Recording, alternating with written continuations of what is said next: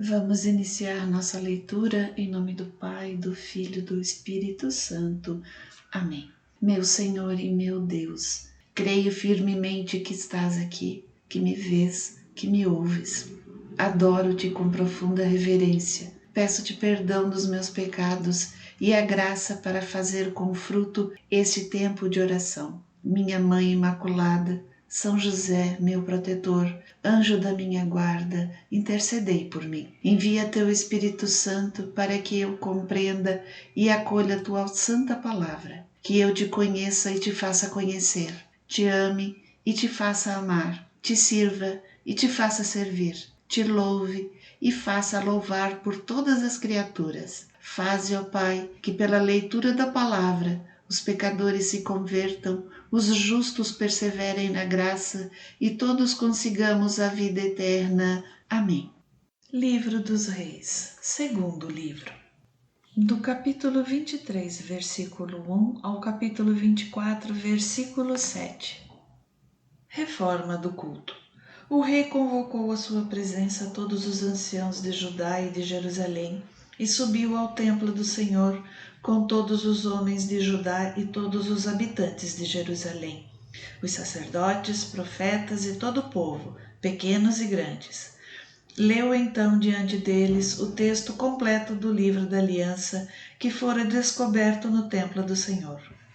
O rei, de pé na tribuna, renovou a aliança em presença do Senhor, comprometendo-se a seguir o Senhor, a observar os seus mandamentos, suas instruções e suas leis, de todo o seu coração e de toda a sua alma, e a cumprir todas as cláusulas da aliança contida no livro. Todo o povo concordou com essa aliança.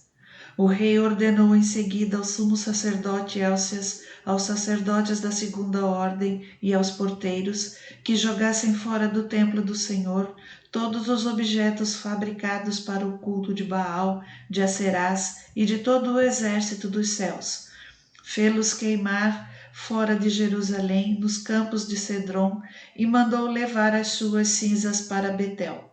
Despediu os sacerdotes dos ídolos que os reis de Judá tinham estabelecido para oferecer o incenso nos lugares altos, nas cidades de Judá e nos arredores de Jerusalém, assim como os sacerdotes que ofereciam incenso a Baal, ao sol, à luz, aos sinais do zodíaco e a todo o exército dos céus. Mandou tirar do templo do Senhor o ídolo Aserá e levá-lo para fora de Jerusalém, para o vale do Cedron, onde o queimaram. Depois de tê-lo reduzido a cinzas, mandou-as lançar sobre os sepulcros do povo. Destruiu os apartamentos das prostitutas que se encontravam no templo do Senhor, onde as mulheres teciam vestes para Aserá. Convocou todos os sacerdotes das cidades de Judá, profanou os lugares altos onde os sacerdotes tinham oferecido incenso, desde Gabaá até Bersabeia, e destruiu o lugar alto das portas, a entrada da casa de Josué, prefeito da cidade, que ficava à esquerda de quem entra na cidade por esta porta. Entretanto, os sacerdotes dos lugares altos não subiam ao altar do Senhor em Jerusalém, mas comiam somente dos pães ázimos no meio de seus irmãos. Profanou também Tofete, no vale do filho de Enom, a fim de que ninguém fizesse passar pelo fogo seu filho ou sua filha em honra de Moloque. Fez desaparecer também os cavalos que os reis de Judá tinham dedicado ao sol, à entrada do templo do Senhor, junto do pavilhão do eunuco Natã-Meleque, no recinto, e queimou os carros do sol. O rei destruiu os altares que tinham sido construídos pelos reis de Judá no terraço da câmara superior de Acás e os que Manassés tinha levantado nos 2 átrios do templo do Senhor. Quebrou-os, levou-os dali e lançou as cinzas deles na torrente de Cedron. O rei profanou igualmente os lugares altos situados defronte de Jerusalém, à direita do Monte da Perdição. Salomão, rei de Israel, tinha-os levantado em honra de Astarte, ídolo abominável dos sidônios, de Camos, ídolo abominável dos moabitas, e de Melcom, ídolo abominável dos amonitas. Quebrou as estátuas, cortou os ídolos Acerás e encheu o lugar com ossos humanos.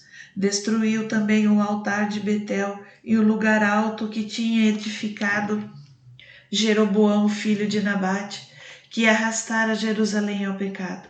Ele os destruiu, queimou e reduziu a cinzas o lugar alto, incendiando igualmente a Acerá. Josias, olhando em torno de si, viu os túmulos que havia sobre a colina. Mandou buscar os ossos dos sepulcros e queimou-os no altar. Este altar foi assim profanado, segundo o oráculo que o Senhor tinha proferido pelo homem de Deus que havia predito essas coisas. E o rei perguntou: que monumento é esse que eu vejo? Os habitantes da cidade responderam-lhe: é o túmulo do homem de Deus que veio de Judá e que predisse tudo o que fizeste ao altar de Betel. Deixai-o, disse o rei, paz aos seus ossos.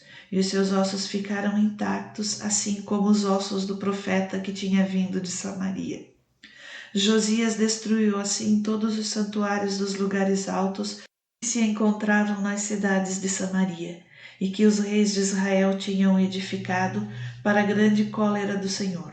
Fez deles o que tinha feito do altar de Betel. Matou todos os sacerdotes dos lugares altos que ali havia e queimou sobre esses altares ossos humanos. Depois voltou para Jerusalém. Celebração da Páscoa. O rei deu essa ordem a todo o povo: celebrareis a Páscoa em honra do Senhor vosso Deus, segundo as prescrições do livro da aliança.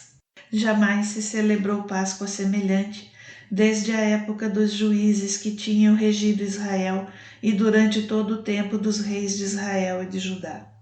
Esta Páscoa foi celebrada em honra do Senhor em Jerusalém, no 18º ano do reinado de Josias.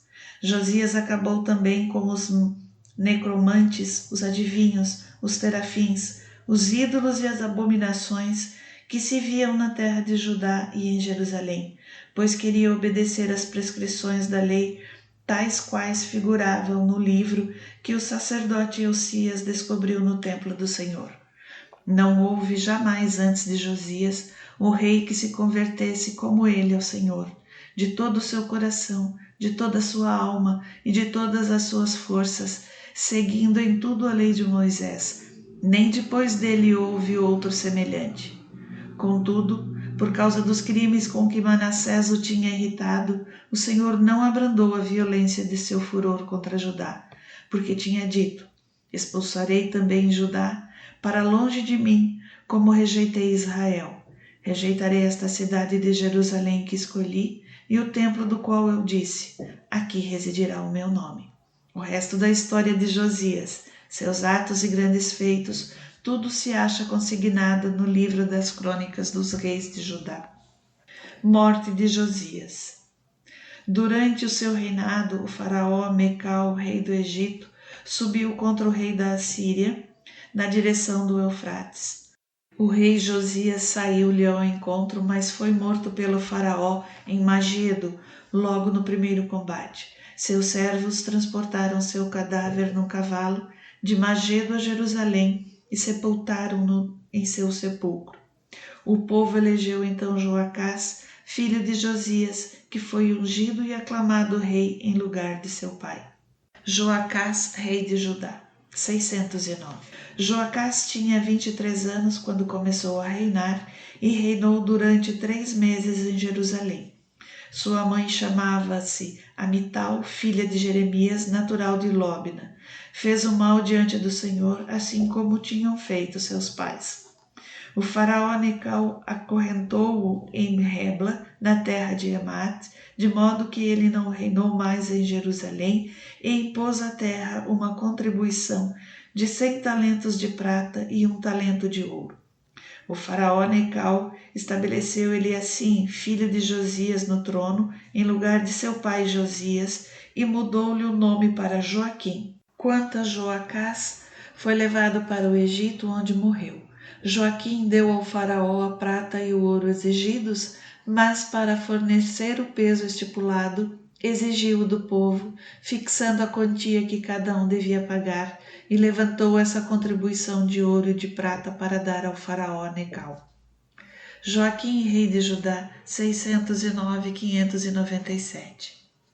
Joaquim tinha 25 anos quando começou a reinar.